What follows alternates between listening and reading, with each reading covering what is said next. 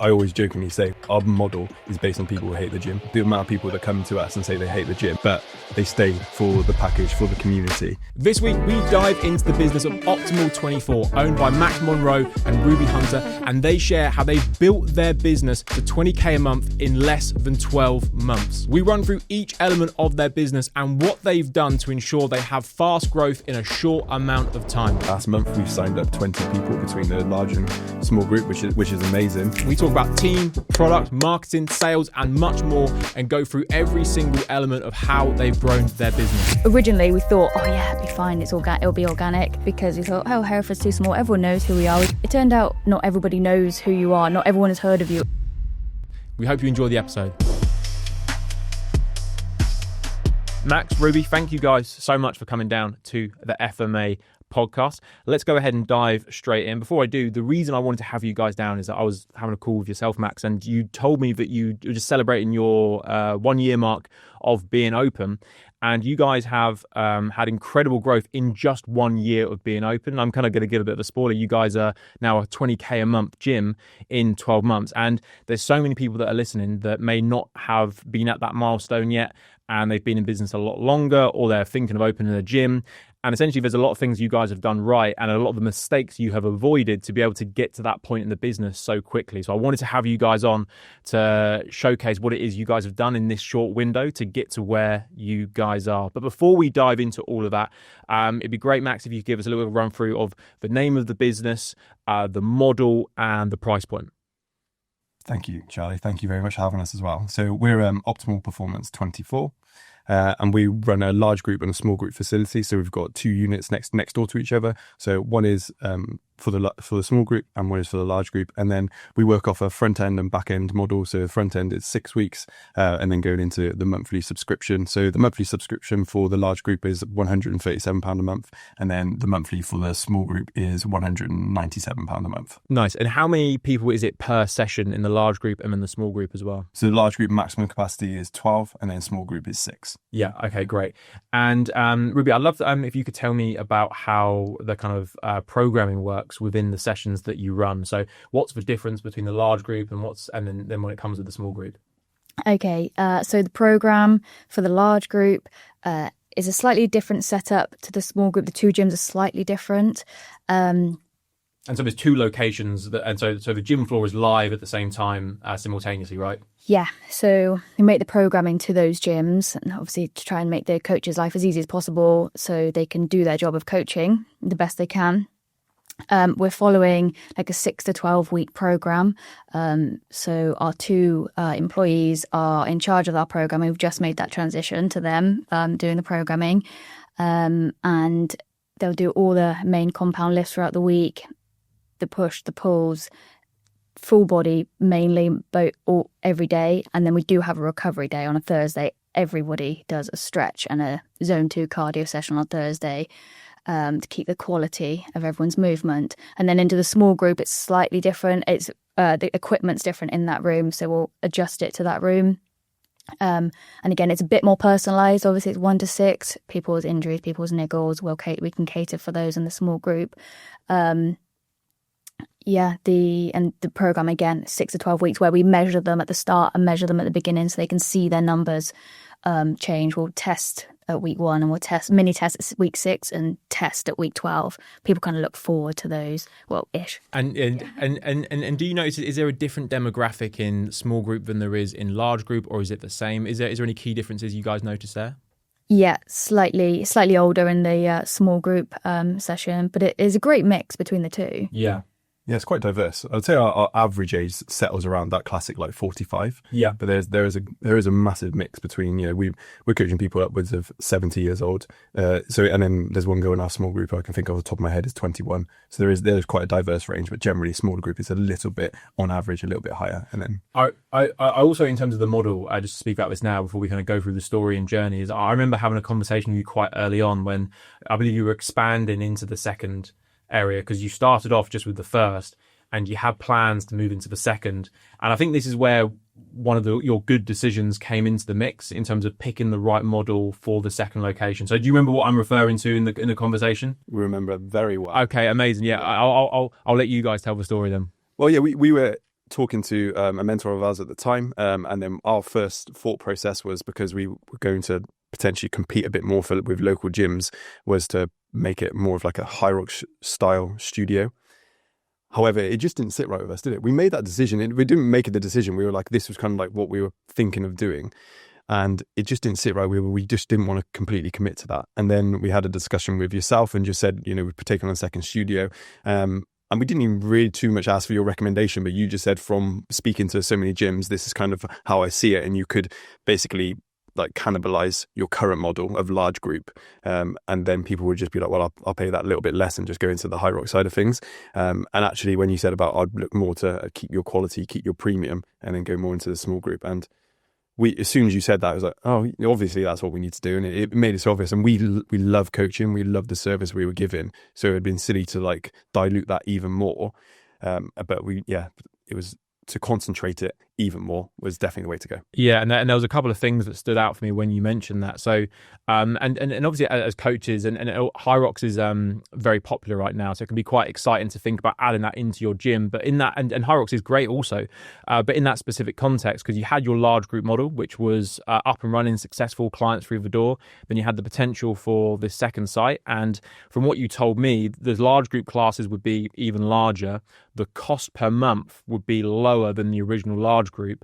So essentially what stood out to me straight away is like, well, with this second site, you're going to have the same expenses, but less income per member that comes through the door. And then also potentially diluting the large group offering. So for me, it was more of a question of, do you guys want to make more money or less money from the space that you've got? Which I think, as independents with limited space, is a really important question to ask ourselves before expanding, because so many people when they're first starting out don't think through the model. They go, oh, we're going to do this model, we're going to charge this much, and they don't take into account how much they want to make.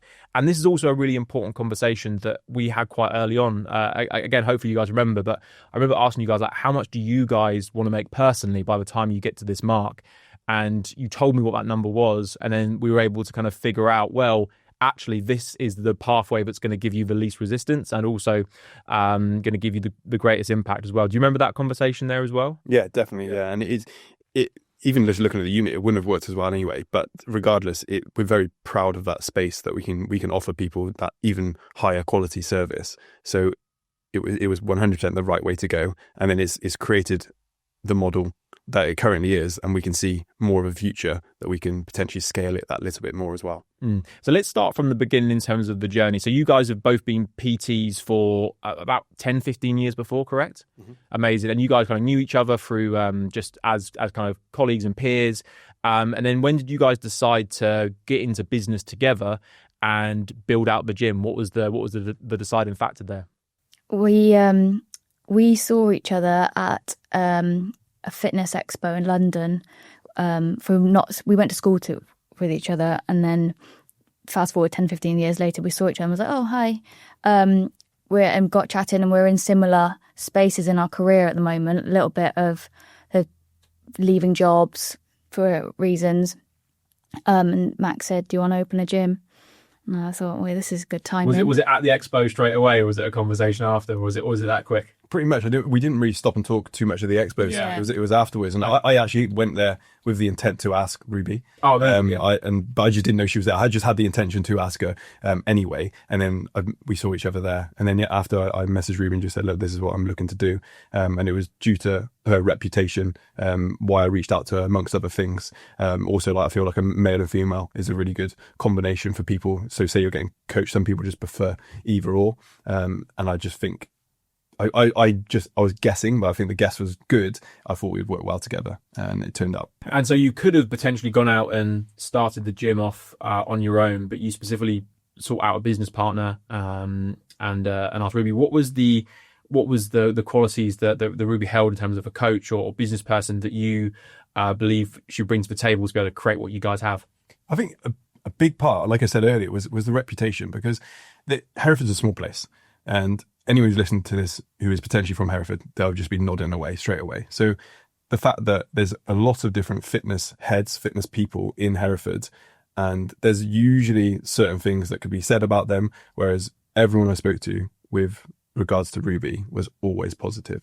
So straight away, it wasn't really a question of whether, oh, can she do this? Can she do that? It was obvious that it was someone who was talented and clearly cared as well.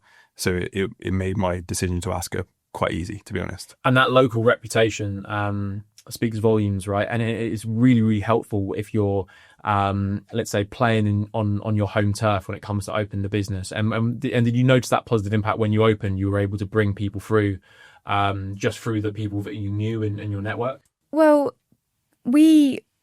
our original plan was to rely on organic because we thought, oh, Hereford's too small. Everyone knows who we are. We've both worked in different gyms. I felt like I worked in one half of Hereford and Max worked in the other. And then it turned out it wasn't completely organic at all. And then you guys made a really good point in a podcast. I don't know which one it was. And you said, trust us. Not everybody knows who you are. Not everyone has heard of you. And that really related to us because we'd see people like, oh, I didn't realise you were doing that. And to us, we're like, what? How did you not know? But in little old Hereford, people still don't know. So originally we thought, oh yeah, it'd be fine. It'll be organic. No, it has been through a lot of FMA marketing leads. Yes, there is the organic. And luckily, if somebody hasn't heard about us, they'll talk to somebody who has. So that kind of backs it up sometimes. But yeah, fully a learning curve on that one. And that's such a good point. And it still rings true. Even if you've been in business 10 years, even if you've ran ads and all sorts of promotion, there's still thousands of people who don't know who you are in your local area. But I think what happens is we all kind of live in a bit of a bubble where you go, oh, everyone knows who we are. We've been around for ages. And I guarantee there's so many people that will walk into someone's gym and go, oh, I didn't know you were just around the corner. And they could literally live down the road. So it's always good to remember there's people in your marketplace that actually just don't know who you are, which is a really positive thing as well, because it means there's a bigger market for you to be able to bring in. But we'll move on to the marketing a little bit later on down the line. So you guys decide to open a gym together. And our next step is finding the location, finding the unit. I know this was a bit of a journey. There were a number of places. What was the process like for that? Well, firstly, it was confirming that we both definitely wanted to do it. Then it was just putting the trust into each other. So we both had a number in mind of how much we're going to invest into the business. So we created the business, the bank account. And in that process, looking for units. And that was probably been the biggest hurdle that we faced throughout the whole journey, to be honest. So Ruby and I, we met around about 2022 to start discussing plans. And I think a unit come up really quickly, and we were like, okay, this is it. This is what we're going to do. And this is easier than what people were making out. Yeah, it turns out that wasn't the case. And I think we got bounced around to around about 4 different units. And then the final one where we're at, it's one of them. It was it was meant to be. I think we've landed on our feet with what we've got, and where we were starting, it worked out pretty well. But it did take a couple of years to get there, to the point I'm sure there was many highs and lows between me and Ruby. It's like, oh, is this going to happen? Like, what we're going to do if it doesn't happen? Like that was hard, but it was a good challenge, and we were adamant it was going to. But there's always the little times where you're like, I'm not sure if it's going to happen. Yeah. So you found a number of locations. A lot of them fell through, which is the case for many, many people. And you found the perfect spot. And how much did you guys invest into the gym initially? So initially, we put £20,000 in each, which was £40,000. Yeah, definitely cost more than that, but that covered a massive chunk of it. Yeah. How much do you think you put total into kind of getting the doors open and being able to be a serviceable gym? In the early days, I'd say it was around about £50,000 to £60,000 altogether, which some parts we were paying off as we went along. Yeah, and you've put more into the gym since, but that was the base of getting open and getting everything going. Yeah, well, that was unit 1, and then obviously we had unit 2 to set up as well. Yeah, so just one unit there was around the 50 to 60,000 mark there. Yeah. And then where would you say most of the kind of investment went into initially when opening up the gym? Well, initially, before we actually found the units, the investment was into mentorship and you guys as well. So we did our homework. We definitely did our homework, and that's one thing I think anyone take away if they're looking to open a gym is definitely do your homework. Look at places that are doing what you want to do or you want to achieve, and then go and find out what they are doing. So yeah, a big part of us was that was the first kind of chunk of money was going into the investment in mentorship, and then our marketing side of things as well, making sure we had everything in place. And then it was into the obvious stuff. So we completely re-kitted the facility. So it was a bare unit. So we've completely cladded all the walls, painted all that flooring, gym equipment. Then we put changing rooms, showers, toilets, And that's in both sites, but in the original site, yeah, that was, and then it was into the gym equipment. And this, I think, highlights one of the good decisions you guys made along this journey to get to where you are. And the first thing that you said when I asked what do you invest into the gym is you said mentorship and help. So before you spoke about equipment, the decor, the changing rooms, which most people will think of that first. You went mentorship and learn how to do this successfully. Find the blueprint and then build out the product. But what a lot of people do is they build out the product or the thing, and then they find the blueprint afterwards. I mean, they're in a situation where the blueprint to success doesn't quite match what they've already built, and then it actually makes a lot more resistance. So that decision there, I can confidently say has massively helped you guys along the way, because you would have hit the ground running, knowing what model to operate, how to run your product successfully, and also how to market the business as well. The amount of people that will come onto a call with us and they'll say, yep, I'll get back to you guys once I'm open. And I'm like, yeah, sure. Like, no problem at all. But then what happens is maybe a little bit like the similar experience you had, is you open and you think you're going to be able to get a lot of organic buzz. It doesn't quite hit that mark there as well. So I think just to highlight, that's a real key decision that you guys made. That was a really good point there, kind of investing into that mentorship. I guess, Ruby, how important do you think it is to kind of have those people in your corner along the journey in business, just helping you and giving you the guidance that you need? Oh, it's so important. Firstly, Max's work ethic. I've never known anything like it.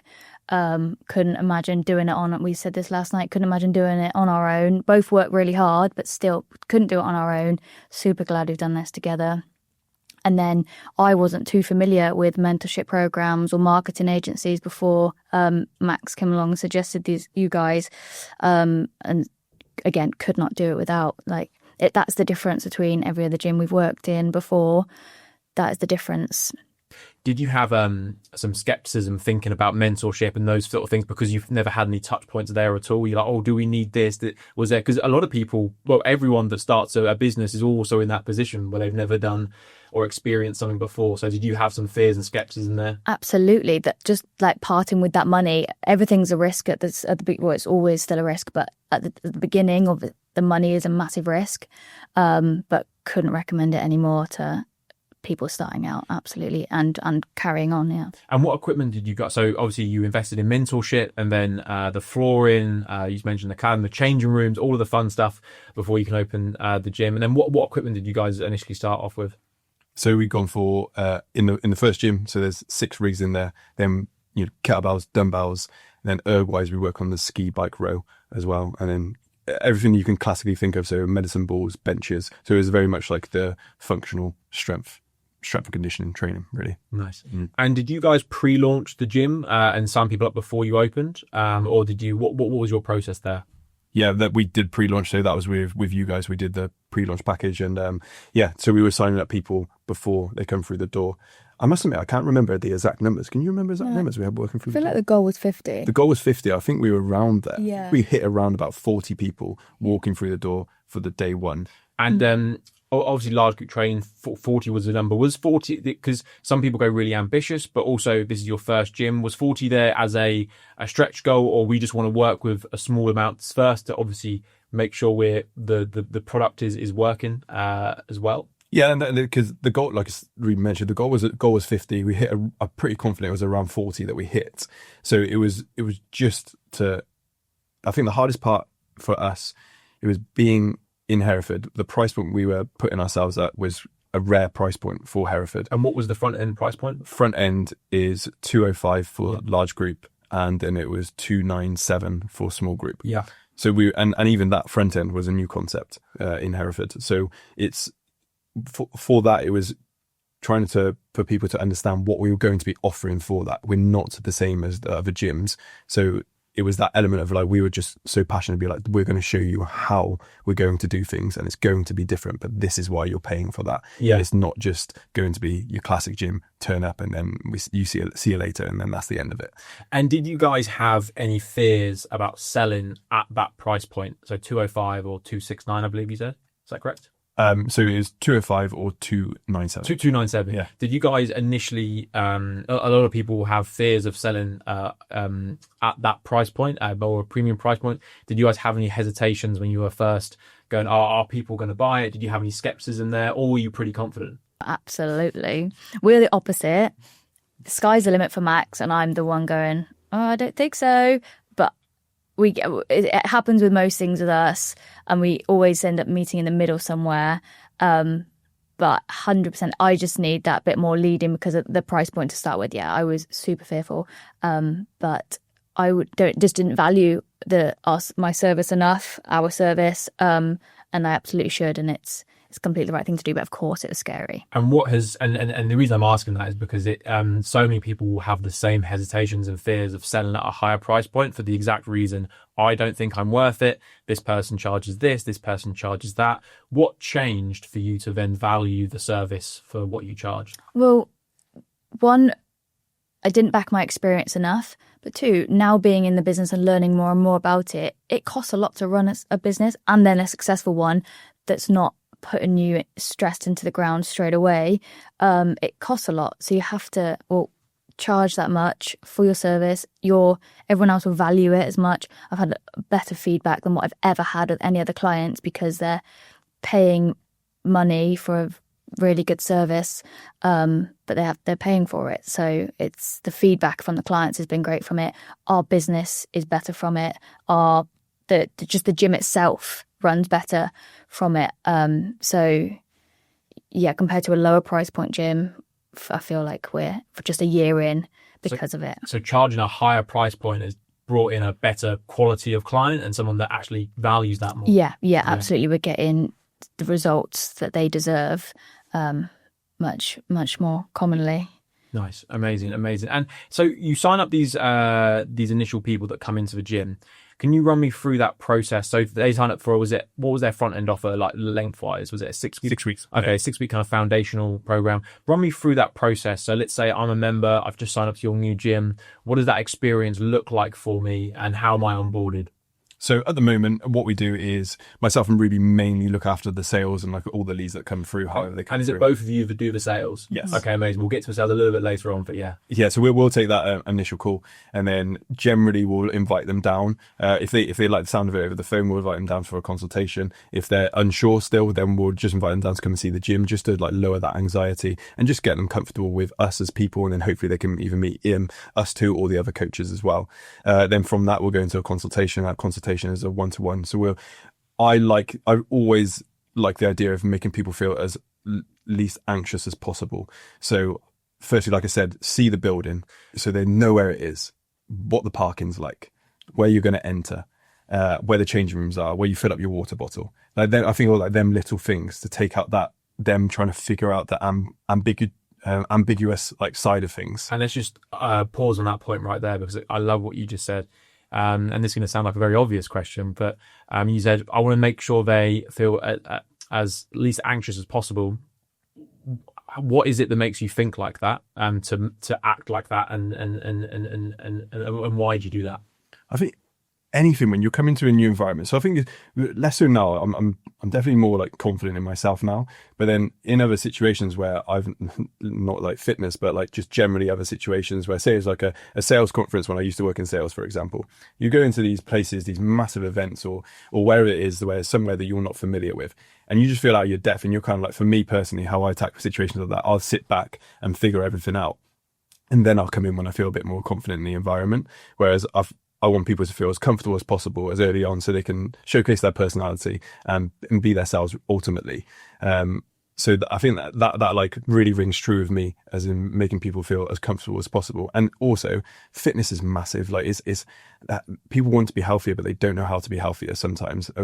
We're in a obesogenic environment at the moment. Like everything's technology, everything making your life easier so you move less. So it's just getting people to understand that we are going to be your solution. We're going to help you. Like you don't need to worry. Like we're here for you. And I think that really brings for me. And I love how you highlighted the details that you'll go to make sure they're comfortable. So here's where to go. Here's where to park. Here's where to walk into the building. Here's who's going to meet you. Here's where you can get your bottle filled. Because these are all things that people will think and question. If they don't know, they'll feel anxious. And if they don't know what to do, they're scared of looking a bit silly, they'll just not show up, because there's a fear of that as well. And the fitness is huge, but there's still, the majority of people are still very scared to walk into a gym. And, there's a stat, which is, I think 7 out of 10 people want to be healthy, but obviously only 14% of people, or 15, that have an active gym membership. So there's a huge disconnect. And a huge part of that is people are just scared to walk into a gym. All three of us could walk in and, you did a session next door at Madison's today, and you probably didn't have any fear or hesitation at all. But that's a huge deal for most people, most everyday people, most importantly, the people that you're going to impact. And have you noticed that, Ruby, as well, like people nervous coming into the gym and like maybe a higher level of anxiety? Absolutely. The 15 years I've been coaching and personal trainer. Yes, I'm a good coach and I'm going to employ good coaches, but customer service is either more important or as important as the coaching. It's the whole experience. And we will never lose knowing that people are nervous coming into the gym. I'll always remember that and understand they don't feel like us. It's our job. I couldn't go into somebody else's job and know what I'm doing. So I treat them, they don't know what they know nothing, which is absolutely fine, because I would know nothing in their job. We had this was a couple of years back. We had one of our masterminds in Dublin. There's about 200 gym owners in the room, and Ben got everyone to stand up, and he started playing a Michael Jackson song, and he said, "Right, in 10 seconds, you're all going to start dancing and do your wildest dances." And then the countdown went down right near to 0, and then he just cut the music. He went, "Don't worry, we're not going to dance, don't worry." But he went, "The reason I did that is because that's how your prospects feel walking into your gym. They feel very unfamiliar. They feel very uncomfortable." Just like every gym owner did. They were all sweating. You could see the tension, and, people were like, "I don't want to do this. This is awful." And that's how the consumer feels, right? When they think about walking into a gym, and they have so many fears and reservations. So it's so important to accommodate them, whether it's from the marketing, speaking to people that are beginners. And I know that's like marketing that you're running right now, or when they walk through the door, how do you actually accommodate them? So I stopped you there, but it was a really, really good point, a really important thing to raise. And just to add on to that, there was someone, I think, who said, "Oh, I only want to work with people that are kind of already in a gym." And they, so I only want to work with people that are experienced in a gym and already in a gym. And in my mind, it's like, well, they're already in a gym. They're probably not going to leave and come to you. The people that are going to sign up in the market are people that aren't in a gym. And a good portion of those people aren't seasoned athletes or know how to do complex movements. So this is actually a question. Did you guys ever have that reservation where you wanted to work with people that are already experienced, or were you happy to help everyday people that live in your local area? Definitely happy to help everyday people. That's actually a big base of our model, really. Yeah. I always jokingly say our model is based on people who hate the gym. Yeah. Because the amount of phone calls we take, and we're like, straight up there, just like, "By the way, I hate the gym." Yeah. It's like, yeah, cool, don't worry about it. Like, the amount of people that come to us and say they hate the gym, but they stay for the package, for the community. Like, yeah, we've definitely got some classic customers who stand out, who like, they come in and I'll be like, "Oh my God, I hate this." But they secretly love it. But that's a big part of our model. Yeah. And do you have people that maybe when they first came in were hate the gym, beginnery, but now they're absolute fitness machines, essentially? If we're building confidence in somebody who started out not having a clue, had no experience, low confidence, and we're just building, let alone any physical, mental benefits, just building confidence. Absolutely. If they one day, they know what a dumbbell row is on week 6 because they didn't before, brilliant. Yeah, amazing. And the reason I wanted to mention that is there's so many people that go, like, I only want to work with people that are currently in a gym or know what this is or know how to snatch or whatever. But imagine if you had that criteria when opening your gym, and you didn't want to work with people who didn't like the gym, you'd probably have a lot less customers in the door now, right? Yeah, and I think sometimes they're actually the little bit harder people to work with, because they come with like preconceptions of what a certain movement does, or what the gym should look like, or potentially how to eat, or whatever it may be.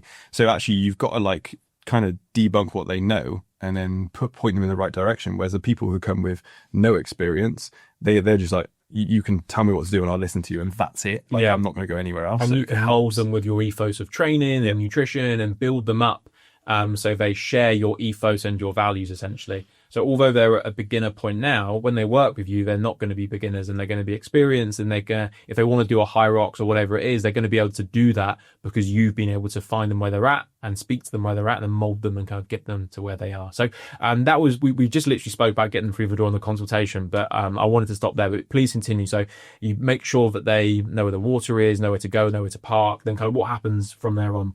So then we'll talk to them generally about our package and what we offer. So that mainly people are coming in on the front end. So it's a 6 week. So each week has like a theme to it. So we'll be teaching people as like as a holistic package, not just the coaching that we'll offer as well, which clearly is a massive part of it.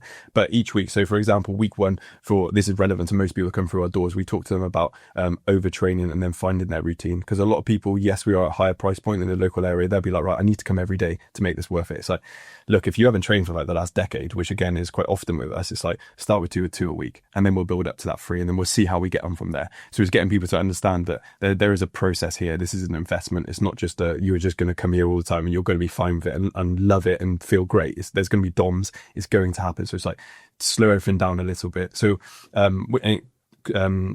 consequently with both weeks, we then have an email that will go out with like a load of information. So there'll be videos coming from our physiotherapist that we work with, our nutritionist that we work with, myself and Ruby as well. So we'll send out certain information with the theme of the week. So it goes from not overtraining, finding your routine. Then it goes into nutrition, and we get them to fill out a food diary. Clearly it's optional, but we can help them achieve their goals more than likely. Then they'll book in a midway review, and we'll go through that nutrition, or just making sure we're doing everything in the gym to align with their goals that they come here with. And then in week 4, it's on hydration. Week 5, we look into their recovery, just giving them the education. I appreciate life doesn't always give you the optimal 8-hour sleep and the perfect deep sleep cycles. However, just to understand that if you can do this, this is what you will get out of it. And then week 6, if they're fingers crossed, they'll come into the back end, and then we'll have that discussion. So we'll run through that 6 weeks, and making sure, again, they're comfortable with it all. We'll download the booking app with them. We'll book their first sessions with them so they know how the booking app is working, go through all their medical side of things, run through their goal setting, movement screen if we feel like it's relevant as well. So we try and cover all bases as much as we can to make sure they're comfortable and that they're getting a high-end service as well. And so in week 1, you're saying, we don't want you here 5 times a week, essentially. Pretty much, yeah. Yeah. And do you think that, I can see this, but I can see benefit for the consumer staying longer if they just did 2 or 3 sessions a week versus them being like, yep, you're going to do 5, because what will probably happen is they do 5 week 1, 4 week 2, and you know what I mean, there's that feeling of failure. So do you intentionally want to say, look, you're going to be better off doing 2 or 3? Yeah, and with life at the moment, people put so much pressure on themselves, and luckily, again, with our experience, we've seen it. People say, right, I'm going to book in every day, and then they don't, and it gets in their head that they haven't gone to that 5th session, and then it's a spiral then, and also we don't want them our goal is for them not to be so sore they can't lift their arms up the next day. We often get asked, how many should I do? And say, right, talk to me about your life. Everyone's life's different. Do you have kids? What are your working hours? What are your shifts? How's your eating? This is down to you and your life. Needs to be personal to you how many times a week you can come, because we want you to stay. And I guess if you set these expectations for the client member and they don't hit them, and they feel like they failed. So actually, if you meet them where they're at and say, look, it's okay if you don't turn up to this set. Like you know, we want you to come, but if you can't make it, you haven't failed or you haven't done anything, because that feeling of failure will actually stop or make people feel like they don't want to come to the gym. Yeah, if they've hit 2 sessions that week and they've thought, I've got to Friday and got, I've got time for another session, and my body feels good. Oh, it's a bonus session. I can get to a bonus. Not, I'm so sore, I can't get to this 3rd session I said I was going to go to. It's that psychology side of things. We want it to feel like a bonus session. They feel good enough to do it. And I also noticed that in that process, it's kind of baby steps in terms of the information, because you get onto week 4 and you're talking about hydration, right? So you could bundle that all up straight away. But why do you lay it out kind of in minor steps? Just so there's not, again, what Ruby said, there's not so much pressure on people. Like, health is something that we know. We study it, we do it daily. It's very normal. It's habitual for us now.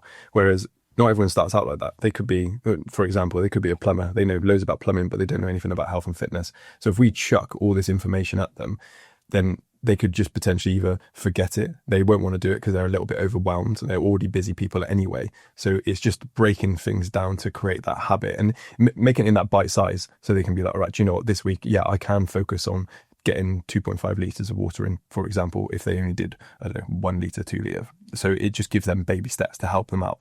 And you mentioned it at week 6, hopefully they continue with you guys. Do you know roughly the kind of percentage of people that come on and then go through and continue with you? We're currently sitting at 71%. Nice. Amazing. That's really, really good. And obviously you've run through that process, but is there anything else that you would attribute to the high conversion rate that you guys are currently getting? Our customers, the community there. And I know it's such a buzzword at the moment and everyone's fighting for a good community, but we've 100% got a great one. And I think that is a big sale for us, is how people are in our sessions. They're also welcoming. They ask each other how they are. And that camaraderie there is brilliant in our gym. And I feel like everyone's just there to create health. They're not there to be the biggest lifter, to be the best on the erg. They're there to just get fitter, invest in themselves. And what is there anything you guys have done in particular to kind of nurture that community, or has it just happened without really trying? I'd say. Yeah, I mean, the way we are in classes and our coaches are great with everyone. I'm trying our best to do community events, at least one every 3 to 4 months. Our first birthday party that happened in July, over 100 people there all day and evening, was absolutely amazing. And we've got at least 3 things in the diary now between now and Christmas. Just a walk up a mountain, a curry and a quiz night, and then obviously a Christmas party. So just having those in the diary and keeping on top of the events, and some people seeing each other from different class times is always helpful as well when they don't come across each other on day to day. And you guys are 100% right. That community element is so important. Although people, say it's a buzzword, I think people throw that word out quite frivolously,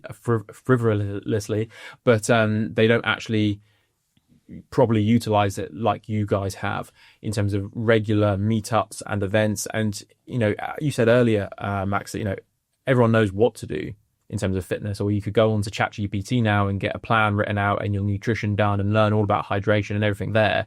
But the thing that people actually crave is going to a session, having a laugh with someone and actually feeling like they're part of something. And that's it is the strongest retention tool you can have in your business, by just having a welcoming community where everyone is all aligned and all on a good journey together. So I think that's so important. And so they continue with you in your kind of recurring service.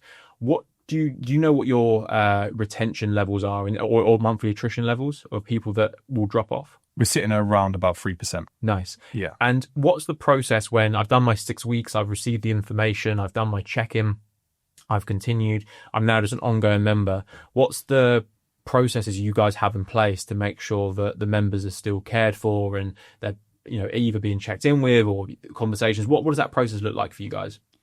So we're in a process now where we're trying to streamline those systems. We've said before, we feel like 100 people's secretary. We try and check in a lot with our members. We'll have a weekly team meeting with the staff and we'll go over red, amber, green members who we think we haven't seen. And because we're only a year in, we're figuring this out. When we put this system in place, probably going to give a quarter, it's the 4 staff at the moment, a quarter of the team, a quarter of the members to 1 member of staff and put it out so we can all have a group of customers to look after. So you've got so you guys obviously running the gym, but still you were on the gym floor pretty much full time when you first opened, and then now that's been lowered, and then you've got in terms of the team, you've got a kind of head coach who is full time, and then you've got a part time coach, and each of you have kind of like a cohort of clients that you look after. That's what we're moving into. We're trying to move into that. At the moment, it's a collective conversation with everyone that you're running through, but you're looking to move to, we'll split people up there essentially. Yeah, and we totally appreciate that people want different attention. Some people just want to come to the gym, make sure they're getting their sessions in and just love the environment, and simple as that. Whereas other people, they really want to understand the process, and like we they want to work a bit closely with us. So like I'll meet with certain people once a week over Zoom, and then I'll just create small habits that they can build on, because they need them more baby steps, closer attention. Whereas, like I said, other people, they don't want it all. They just really enjoy the gym and they want to make sure they're getting workout in, and they're happy to go and have a pizza, and simple as that, which is great. And there's no wrong answer. Yeah. And you mentioned there's a red, amber, green process of clients. What determines what activity has to have happened or not happened for someone to be in that red category? So we our booking system does give us, we have to check people in each class, and it can give us on a list, a spreadsheet, this member is red alert, this member is amber, they're consistent.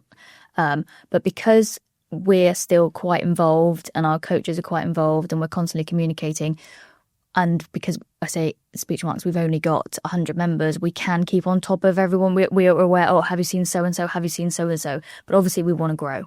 So we need to get a system in place that we make sure nobody slips through the net. Yeah. At the moment, we can do it between the four of us, but we know we need to. Yeah, so at the moment, because obviously, as you know, you guys haven't been in business too long, right? We're still a pretty young business. Like if the business is essentially a baby, right? It's like it's 1 year old, 1 year old. So there are things that still need to be worked on and developed. And one of those things is, at the moment, you can manually go for everyone and check with the amount of clients that you've got. But as time goes on, that system may break. Like if you were to bring an extra 100 members in, the system's probably going to break, right? So that's something that you're currently working on, is like a more cohorted system. And currently the red amber is based on attendance. Yeah. Yes. And so is there a process? Oh, someone hasn't been showing up. What's the process for reaching out to them, or is there anything in place like that? That is it. We'll reach out to them. Yeah. Is that on WhatsApp, a text, or? Yeah. So we'll reach out to them, and people really do appreciate that accountability side of things as well, and just making sure they're okay. Yeah. So some people, it could be a hard week, it could be a stressful week, or whatever it may be. If it is that case, and they are stressed, great, stay away from the gym. Probably get you more stressed at that time. So we'll just check in them, making sure everything's all right, and if there's anything we can help with as well. We're always asking if there's anything we can help with. Yeah, there's at our last mastermind, we had Dr. Paul Bedford, a guy called the Retention Guru, and he said about check-ins. And what he said is that you don't want to say, hey, you haven't been showing up, because that will make them feel like, oh, we were talking about earlier, oh, I've not been doing the thing I'm supposed to, but actually being like, hey, how are you doing? Is everything okay? Yeah. Then they'll actually more likely come back to you. I thought that was really interesting. So as you mentioned there, like it's just to check in and actually see how they are. And a lot of times I imagine it's, I've just had a lot on with work, or I've just had some stuff to go on with, and they actually appreciate the personal touch that you are checking in. Yeah, definitely. Yeah, that's it. And I think that's, again, another reason why I think we have thrived pretty well, is that we've been focusing on the person themselves and trying to be as accommodating to what life throws at them. Yeah. Let's kind of talk about the coaching structure of what you guys have got now with yourself and the team members. So I mentioned it briefly before. You were both full-time gym floor. And I think I said before recording, it probably wasn't a 9 to 5, it was a 5 to 9, as in you're doing all the coaching, you're doing the sales, the market, literally absolutely everything. So it was just you two when you opened, is that correct? Yes. When did you get your first hire? 6 months in. It was early December, and she then shadowed us on the gym floor, and like the processes that we had in place at the time, which have improved dramatically since then. And then as of January, she started coaching as well. Okay, nice. So she actually shadowed you for a little while. Yeah, and she come from a small group facility. Like she was a very, very good coach, very aware. It was just more so to make sure that she understood our processes, how we work. I think we were a little bit faster paced than what she come from, so it was adapting towards that. But there's so many things in a new environment, again, isn't there? Just to make sure that you can tick all the boxes before you go. And you could have very easily maybe cut a corner there, right? And gone, oh, she knows how to do small group, let's get her in quicker. But even though she has that experience, you still went, you need to see how we do things. What was the thought process behind that? I reckon a big one, like we probably haven't exactly said it, but was our community, and just people just to get to know, see her and understand that who she is as a person. And also like the banter that we have with certain people, like that it's just to understand the environment where she can either like be herself or maybe be a little bit more reserved with certain people. So I think that was a big part of it. It's a really good point, because let's say one day they're training with you, and then the next day they're training with this new person, but they haven't met before. people don't like change, right? So it's a little bit of a shock to the system. It's like, who's this person? And then am I going to listen to them as much? Am I going to respect? Do I like them? And the answer is you don't know, but if they've been on the gym floor for a few weeks and they've had small interactions, that when you do have that first session, they find that actually feels far more familiar and less of a shock to the system as a client. Yeah. Is that fair to say? Absolutely. It'd be bad management from us as well, just to chuck them in at the deep end. Yeah. No matter how your experience is, just logistics of running a class, because even though you're an experienced coach, the gyms look different from where you've come from before. So yeah, it'd be bad from us. And so they came on. Did they start with full-time hours, or you slowly worked them into some sessions and built them up, or what was that process like? Our part-time coach just wants part-time. Our full-time coach, he straight into full-time, but with the shadowing process. Yeah. And he's loving coaching at the moment. He's going to be he's a managerial role. So over time, we lessen the coaching hours and more managing. And then that's when we're making room to bring up another coach. So another coach will come in. So he'll be, again, manager or head coach, or within that line there. And then what roles are you looking for him to do when a new coach comes in and he's more of a manager role? I think it's the roles that we're currently doing is understanding the more finer details of the business then. So it'd be looking into just management of classes, logistics, making sure that everything is flowing in that respect. Because people do get, say they book onto the wrong session. We know who trains at what times. So there's small things like that. Then there's SOP. So Ben, myself and Ben have been, who is the head coach, we've been writing the SOP. So understanding the processes so he can then pass on. So we're like kind of passing on what we do to him, but then he can pass on what he will be to a junior coach, for example. So that everyone kind of can move into that next step, but with the processes in place, which we are over the year, we have been putting in place, but over the next 6 months, I can imagine we're going to have a lot more processes. And you also mentioned that you've got one part-time coach, and we were speaking about this before. I want to talk about it because I think it's very interesting, because there's some people that will go in. Traditionally, I usually think this is like, you don't want to have a part-time person. You want someone that's a kind of fully in, but it does kind of depend on the circumstances. And I think the what you explained actually fit quite well in terms of that specific situation. So it'd be cool for you to run through like that situation and why it works well for you guys, and then I'll kind of explain the context of when it wouldn't work. Yeah, so Beth, our part-time coach, it works great for her. Set out to start like that. She's a very good athlete outside of the gym, so that's very important to her to have that time to train. Luckily, she doesn't work anywhere else, and as we know, doesn't have any aspirations to work anywhere else. So yeah, at the moment, it works really well. Yeah, so she's and because lots of people have part-time staff, and usually I would, 8 times out of 10, 9 times out of 10, there's potentially a red flag if they're part-time coaching for you, but part-time coaching for themselves or doing something on the side, because then they've got an option that they can go to and they could potentially leave you in a bad position, take clients. But if they are part-time, actually their aspirations are purely personal, as in they're into athletics, they just want to have a work-life balance, and that can actually work really well and slot into the business. So it's not always that you can't have part-time, but I think it's all about looking at the specific context of the situation, and obviously that worked really nicely for you guys. And having that part-time person, having this full-time coach, this has lowered your guys' coaching hours now? Yes. Nice. Yeah, exactly. And even part-time, she contracted 20 hours. Generally, I'd say she averaged it out around about 15 hours of coaching. Then you put on top of that the weekly gym meeting. Then there's the odd Saturday she'll be in. We're in a rotation of 4 weeks at the moment. Yeah. So she will fulfill her hours like that. So yeah, it takes us off the gym floor, but she's mainly a coach. So it helps for us to be a bit more operational. Yeah. And I want to talk about the, let's say, importance of going off the gym floor, but also not rushing to get off the gym floor, because there's a lot of, there's so many conversations online, but some people are like, you have to get completely off the gym floor to fully run your business. But there's also people that actually just quite like being on the gym floor, like coaching, like interacting with the team. But then there's some people that might actually, there's no right or wrong answer, but I do believe that there's importance to one, doing what fulfills you as a business owner, because if you just get off the gym floor straight away, and you're behind a desk. A lot of people get into the fitness industry because they don't want to sit behind a desk and build a gym. They're just behind a desk, right? So you guys have reduced your hours, but still quite keen to be coaching and have interactions with the clients on a regular basis? Yeah, since opening the gym, it will be impossible to work on the business if we did all the coaching hours, and I've certainly learnt that.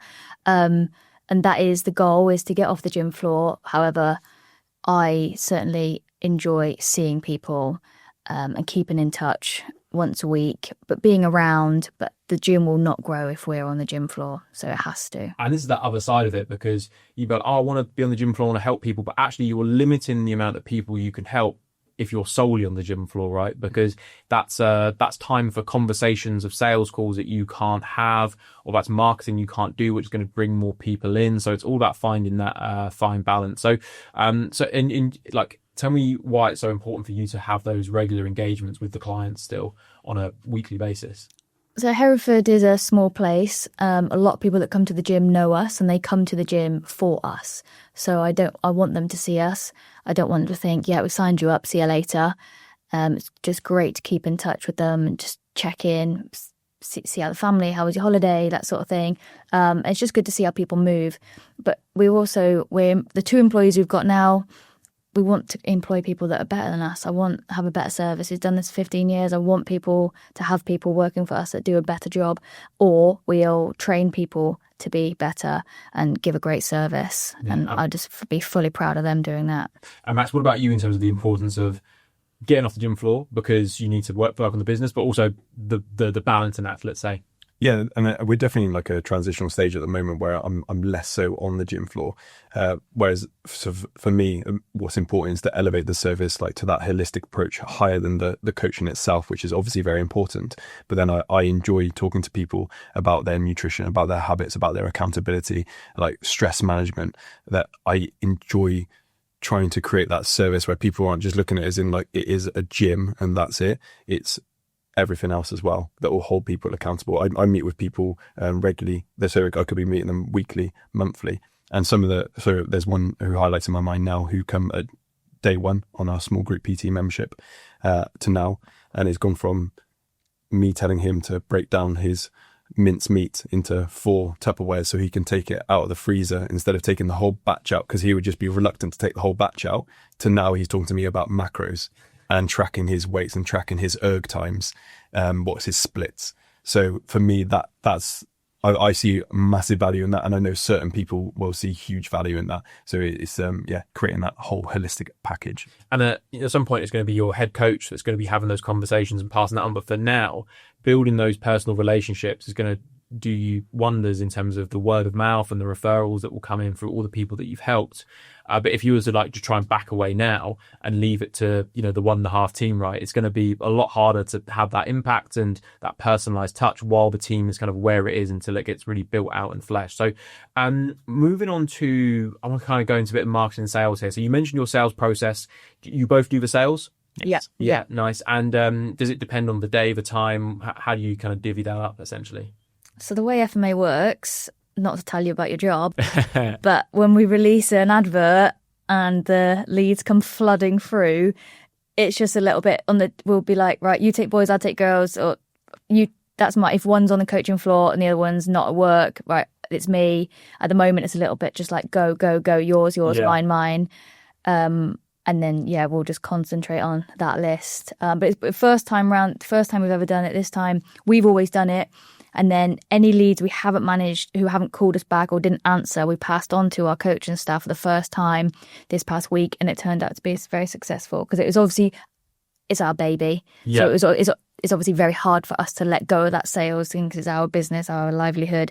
But we did it this week and it was successful. Nice. You have to get your coach down to our sales workshop, which we do once a month in the office, and to train them up even further, which will be really absolutely. Good. And I know earlier we were talking about, you mentioned price points and things like that. There's always a bit of a skepticism, and being a PT, I imagine you didn't run ads and do lots of sales calls because you didn't need that volume of clients, right? Did you have any hesitations around sales before doing it initially? Again, with the price point, me and Max, completely different people. Max had some experience and a lot more confident. Me, I'm that person. Whoever's listening, think I can't do that. I am that person, and I absolutely love it now.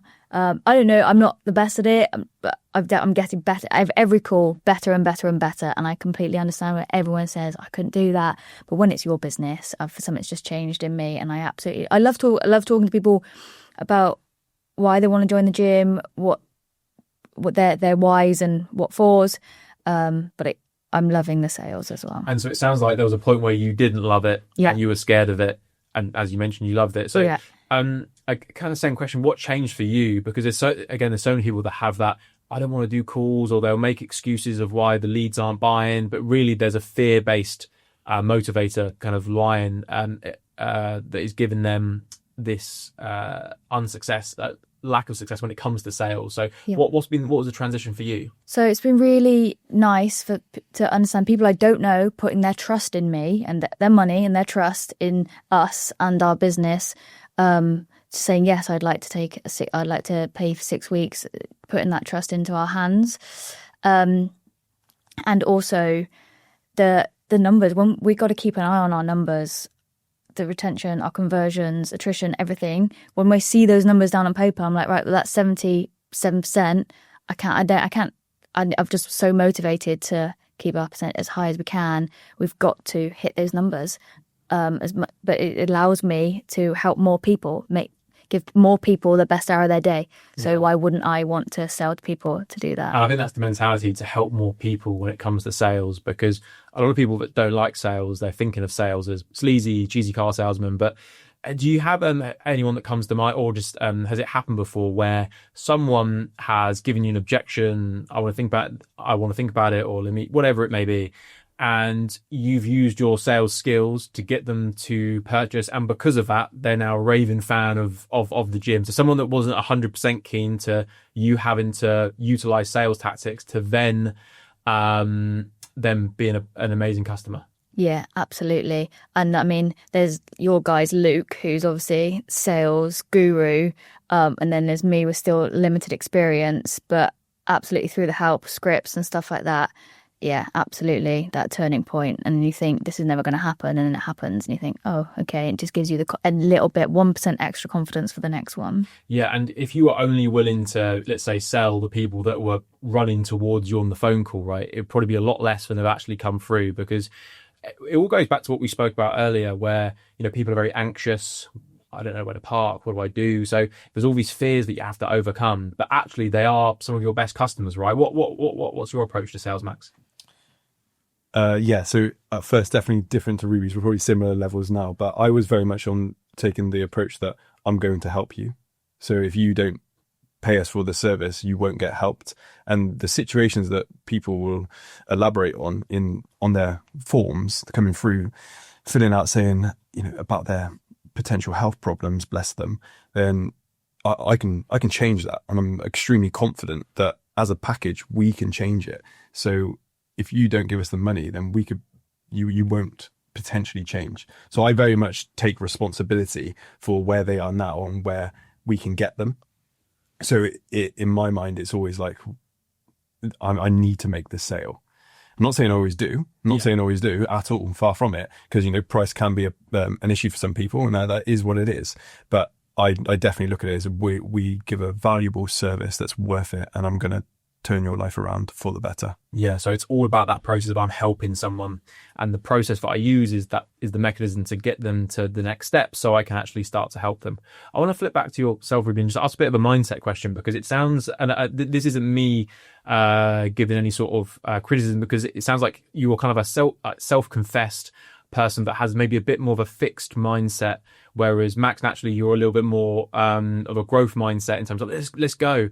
But despite that, you've still been able to sell at a high price and build this business in a great amount of time. And the reason I want to focus on that is because it sounds like you've got it kind of naturally, right? Whereas it's something maybe you work on a little bit more. Is that fair to say about me trying to? No, absolutely. Had this conversation last night. I'm learning every day. And trying to work on it every single day. But I feel very lucky that I've had this opportunity to do it through the confidence from you guys as well. Massive team effort, but 100% hasn't come natural, but learning and trying to do a bit more every single day. And do you think, I mean, just in terms of that mindset, like maybe naturally when someone suggests something, you're a little bit more skeptical about the idea versus open and opportunity? Like, does it just come like almost like a reflex, essentially? Yeah, absolutely. Yeah. I think it's one of the main reasons me and Max work so well. Yeah, you've got someone to show the light, essentially. Yeah. And what is it you think you've done to be able, because there's so many people that are in that similar boat, right, where they might be a little bit more closed off, a little bit more wary, which is fine, right? Every mentality serves a purpose, but there's pros and cons to everything. But in business, it's really important to have that more of an open mindset because it can unlock the growth that you guys have had. So what attributes do you think you have maybe instilled or behaviors you've done to be able to be a bit more open? My eyes have been opened up to a whole new thing. I feel like I've been in this industry for a long time, but this is a whole new beast itself. And along with the customers we've had, it's allowed me to, everyone's slightly different. It's allowed me to learn as we go and gain confidence. Yeah. Don't know. Ruby's changed a lot. Ruby's changed a lot, and it's been awesome to see. It went from, I think early on I was like, we have to do this and it's going to work. We are giving them value. And then I think Ruby was maybe like a bit of a money mindset, maybe a little bit on that side of things where you're not sure if that like Ruby mentioned earlier, she didn't value herself enough. Like Ruby is an amazing coach and extremely attentive to people.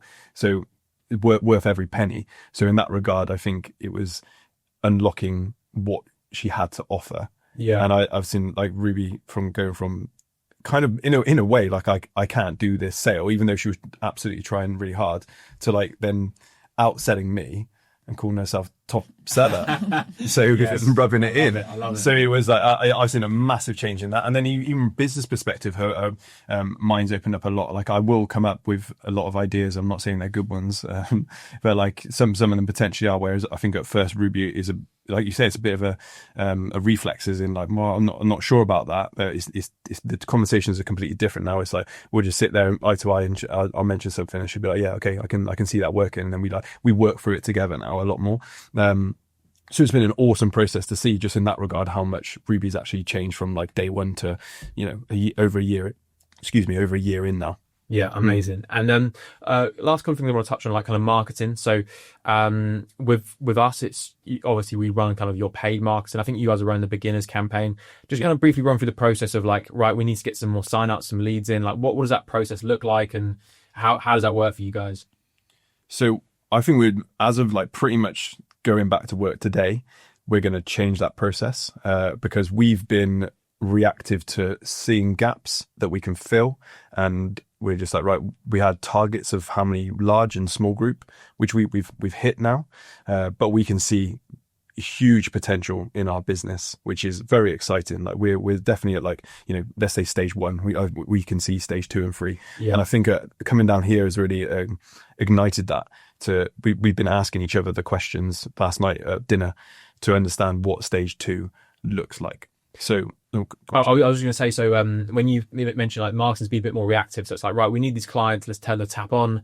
We've got these clients, let's tell the tap off, and then it's been that's been the current process. So now what we're going is the tap's going to be on. Yeah, and we're gonna move forward and fill the gaps regardless, and then we'll be reactive. So we can see where we can duplicate sessions in our 2 gyms, which we're going to start doing, and then Ruby and I will be there to coach that, and then we can see where we can bring in other coaches. So as of today / tomorrow, we're gonna start. The tap's gonna be on. Well, that is kind of step 2, whereas you start off and you kind of have the basics of marketing, right? Where you've got some paid or some posts, and you get the clients you need. Then as you want to evolve, it's about kind of building out that ecosystem, right, where marketing's always on rather than just a switch that's kind of going on and off. And as you mentioned, it's like what you did before served the process for where you were at in the business. Like you needed leads, all you had to do is turn the marketing on, they came in, and then you didn't have to worry about it for a while. But obviously you guys are spinning so many plates, right, with coaching, managing and all that sort of stuff. But now it's more of we're going to grow and we're going to have an always on marketing approach. That's what it sounds like to me. Yeah, and opening up other avenues. So clearly we do paid ads, organic. So for example, this last month we've signed up 20 people between the large and small group, which is amazing. But it was pretty much on that one a 50-50 split between organic and paid. Yeah. So now moving forward, we're going to take more of like that retro approach as well, and then email marketing as well. So we want to hit like all 4 points to make sure that we're getting a flurry in from everywhere. And you know, if one slips off, at least we've got 3 others. Yeah, that's it. And that's exactly what you want to do, right? Because ads work really well, but you want to have other pillars to be able to rely on. Sometimes your ad cost might go up because, let's say as an example, Black Friday in November, everyone's advertising, like every retailer everywhere. So you're fighting for real estate, and if more people are advertising, it might go up. But if you can rely on organic or your email or referrals, then you're in a really good place, which is awesome to hear. And when it comes to that organic and paid piece, you know, there's a combination, right? There's people that came through organically that probably saw an ad, and there's people that saw an ad that were following you organically. So it all fuels together to kind of build out that ecosystem. So I think creating all the touch points as well, isn't it? Making sure that they see you everywhere. And going back to what we were talking about earlier, we went to a launch party for a small business in town, and someone said to me, like, what are you up to nowadays? And I was like, you're actually joking. Like, how have you not seen? We've got a gym. Ruby was there. We were in our uniform there. And then she signed up the next week. So we just got a shout from the rooftops that we are a gym, we're open, which is it's a new learning curve all the time. So to summarize on this conversation, I know we've spoken about a lot of how you've achieved your milestones so far. What would you say has been the main factors of your growth and success in this short amount of time? That may be something we've already covered or something that potentially I've missed, but what would you say are those factors that you would attribute to your success? I'd say the first one, Ruby and I definitely share common grounds here where we both will happily say we're not experts in things. So we feel like we're experts on the coaching floor and we can help people in the gym. However, when it comes to marketing certain areas in business, which we're definitely learning along the way, we will go out, seek who the experts are, ask for their advice or pay for their advice, whatever it may be. And I think that's a massive thing that we've had in common that we'll always take forward, is like hold our hands up and be like, we're not the experts in this field. Like, let's reach out to you and then let's use your systems that you've got in place, and then we can put it into our business. So we don't have to worry about it as well. Like, well, our time can be focused on what we are quite good at. And then I think being very realistic about the goals that we want to achieve. As you mentioned, like, we hit the goals, but we're putting processes in place, and as we're learning across the business, like the first target is like, can we achieve £5,000 a month? It's like, wow, yeah, we can, and we can take a little bit of a wage from the business, amazing. And then it's like £10,000 a month, then all of a sudden we're on 20, and we can see the route towards 30. But it's not just about hitting these certain numbers, because when you hit the numbers, then you can create more creativity for people. Because if we're less stressed about, oh my God, I've got to coach all the time, and then I've got to go and do this, and I've got to go and do this. It's like, well, if we've got some amazing coaches on the floor, then Ruby and I can step back and be like, okay, what can we improve in the business to make it better for all the customers? So it's amazing that we're hitting them numbers, but in a way they're kind of irrelevant, because all that's doing is elevating the service we can offer to people. So it's like trying to take away a little bit from the numbers and actually what we can give. The more you get, the more you can give. And as long as you've got that attitude, you're always going to be able to help people. And moving forward now, so there's still a lot of work to be done. There's probably going to be some challenges along the way, like there is in any business. What are the next things that you mentioned marketing is going to be a thing that's amped up, but what else is kind of on the horizon of things that you guys know you need to focus in on to improve and continue to innovate in the business? Loads. But like I said before, the sky's the limit. Obviously, first and foremost, but both gyms running well, busy, doing great. Everyone's looked after. Everyone's getting a great service. We have ideas not to really expand the gyms. We're going to go into the retreat sort of side of things. And there's potential of a third building. We don't know what that's going to be yet. But there's potential of buying a building this time instead of renting one. So gym first and foremost, but retreats and potential other businesses. We have a cafe that's approached us that wants to open up a cafe, and seeing this here today, this setup has definitely motivated us for that. And just to explain, you guys obviously visited Madison's next door, where Jerome, FMA client, owns Madison's, but also Minka there as well. So you guys are going to go check out, well, you guys have already checked out and spoken with the team and see how they run things and got some inspiration from there. Actually, final question I want to ask, because we spoke about this as well, is the importance of taking yourself out of the business to, you know, work on the business and think about things. And, you know, we run events like masterminds, and but even just this process of leaving the gym and visiting somewhere else has been super beneficial for you guys, right? Super beneficial, yeah, definitely. And we, like I said earlier, we're happy to look at other people and see where they're at, and if we want to get there, it's like, well, how have you got there? So having like conversations with other gym owners or people who are just further along in business than us, like that's super important, which we will be taking time out, probably to take time out a little bit together to have these conversations, and then also go and speak to people who are experts in the field. And I think the one, like going back to your other question, like kind of what you're going to be doing moving forward, I think for us it's like also like really learning our numbers and like how do we keep our conversion and attrition at certain rates to get to where we want to be in 6 months' time, and really put pen to paper and then teach our coaches about that and understand like retention and growth, how important it is, and incentivize them for that as well. So I think that's a big one as well. And I think that's what a lot of these gyms do, is they'll put a lot more accountability on their coaches, but in a fun and beneficial way, where they get incentivized potentially in whatever package that may come with. Where it gets them to buy into the business more by feeling part of everything there. Yeah, absolutely. Amazing. Well, guys, I think we'll go ahead and wrap things up. But thank you so much for being on. There's so much valuable information there for gym owners who are already established, but also aspiring gym owners as well. So thank you so much. Hopefully we'll have you on maybe later on down the line so we can see where the next steps are, and we'll go from there. But again, thank you guys for coming down on the show. No, thank you. Charlie. Yeah, thank you.